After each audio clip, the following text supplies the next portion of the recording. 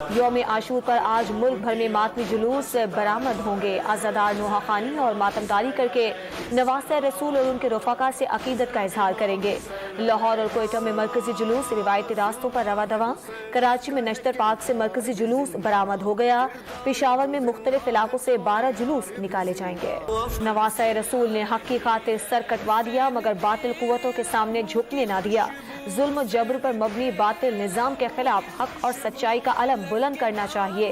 حضرت امام حسین کے فلسفہ شہادت کو مشعل راہ بنایا جائے۔ صدر عارف علوی اور وزیر اعظم شہباز شریف کے پیغامات۔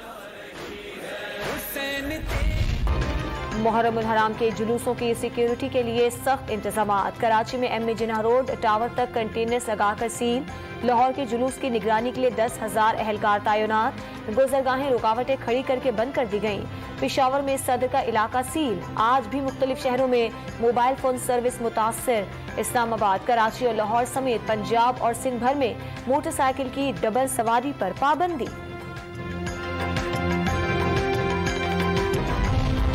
پاک فوج میں اعلیٰ سطح پر تقرریاں اور تبادلے۔ لیفٹیننٹ جنرل فیض حمید کور کمانڈر بھاولپور تعینات۔ لیفٹیننٹ جنرل سردار حسن اظہر حیات کور کمانڈر پشاور اور لیفٹیننٹ جنرل خالد ضیاء ملٹری سیکرٹری پاک آرمی مقرر۔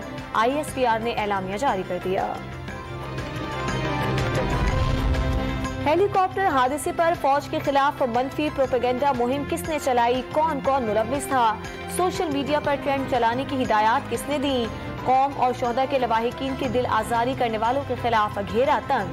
تحقیقات کے لیے 6 رکنی مشترکہ ٹیم کا نوٹیفیکیشن جاری کر دیا گیا۔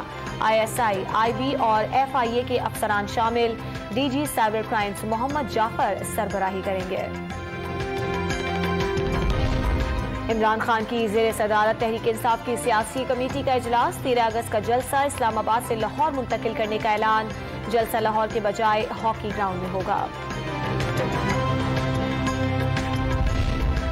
مونسون کا نیا اسپیل انٹری دینے کو تیار۔ کراچی میں بوندا باندی کے بعد موسم خوشگوار۔ شام سے شہر میں موسلادھار بارش کا سلسلہ شروع ہونے کا امکان۔ آج سے 13 اگست تک ملک بھر میں تیز ہواؤں کے ساتھ بارش کی پیش گوئی۔